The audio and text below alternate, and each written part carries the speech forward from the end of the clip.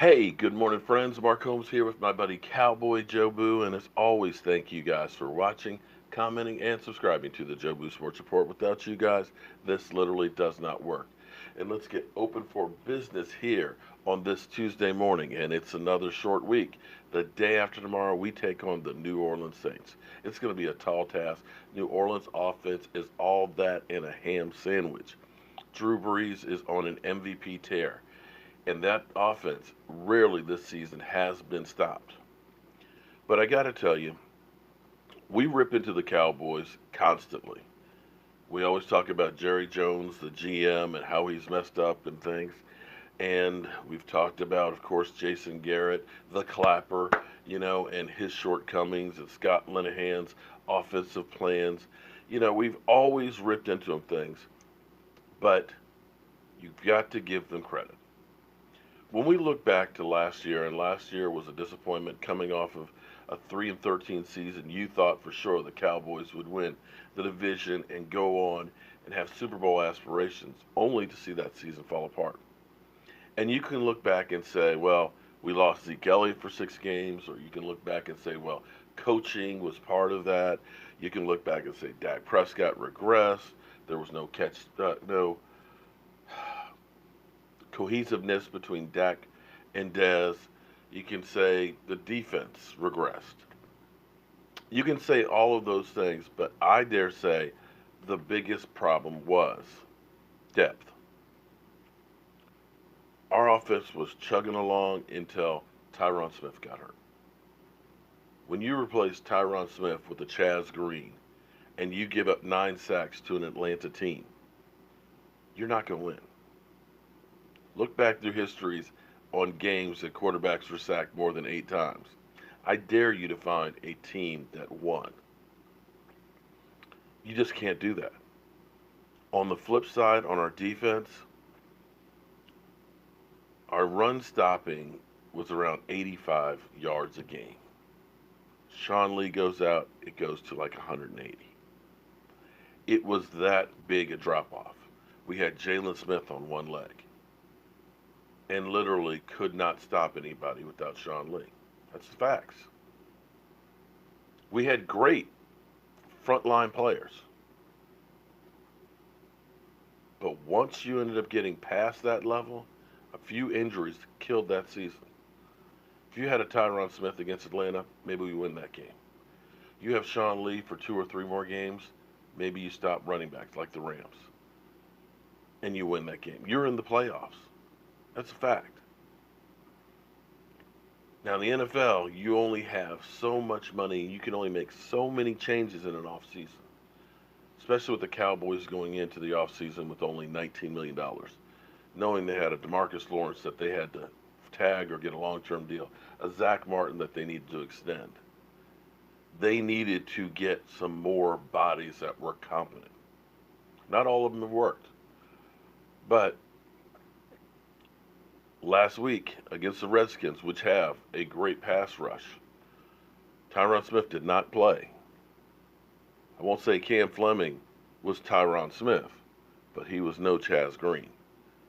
And that, my friends, is the difference between winning and losing. You're always going to lose some players.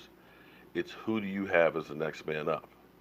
And without a doubt, at the time, a lot of people wanted us to get Calvin Ridley. Yeah, they made the right move with Van Der Esch. Van Der Esch is Brian Urlacher-ish.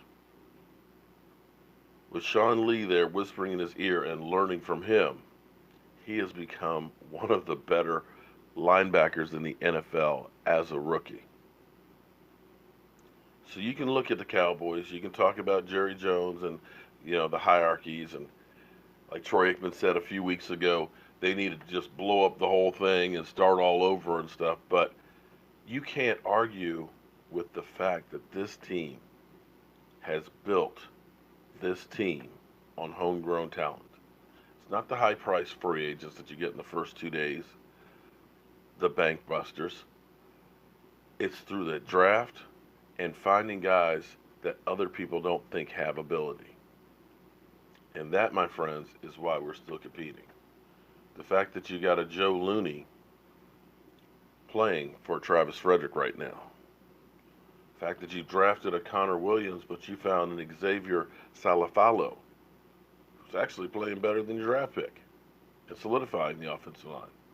The fact that you got a Cam Fleming, who used to block for Tom Brady in the Super Bowl last year, who's stepping in for a Tyron Smith.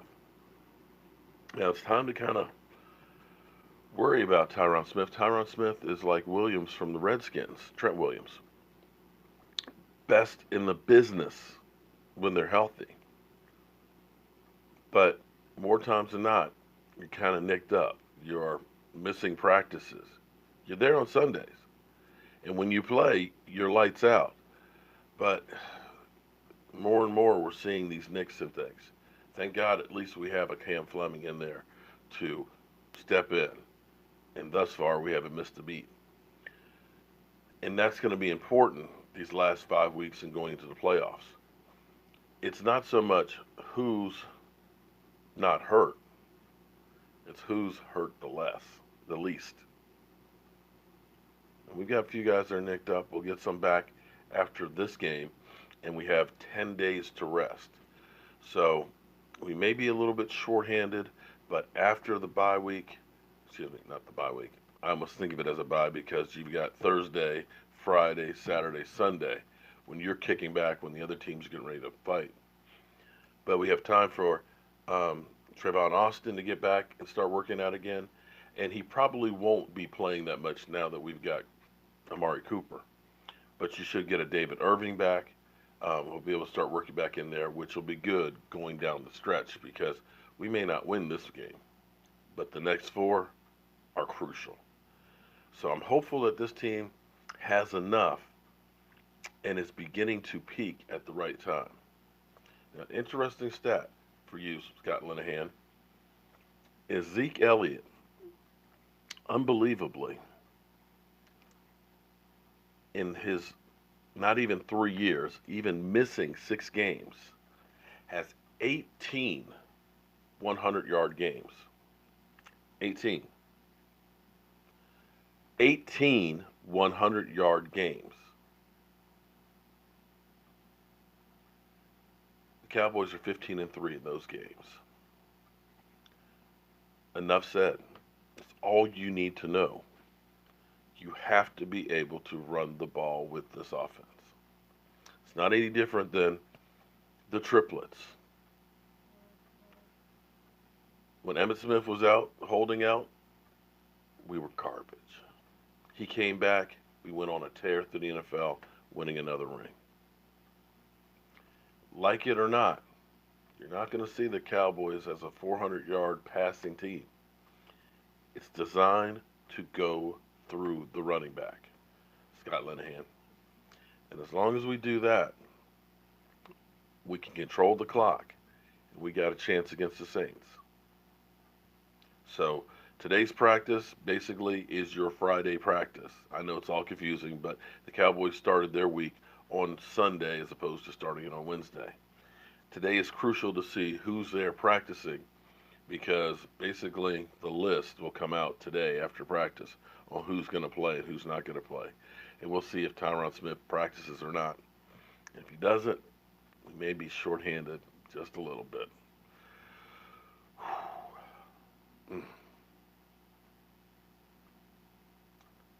For some reason, last week, I was nervous, I was edgy the whole week, worrying about that game. This week, I don't know. I'm not sure because I'm not worried, and I'm not on edge, and I'm not scared. And I don't know what that means.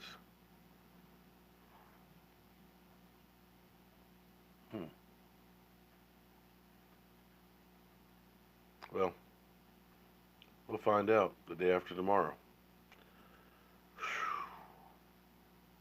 Yeah, it's a strange feeling. I don't know that I've felt like this before a game before. Well, we'll find out what it means on Thursday. I'm Mark Holmes, and I get a long ride ahead of me today. Gotta go back down the country and handle some shit. Excuse my language, but got a clogged up sewer drain I gotta take care of. So, guys, I will see you guys later with any news, of course, on our Dallas Cowboys. Hope you have a great day.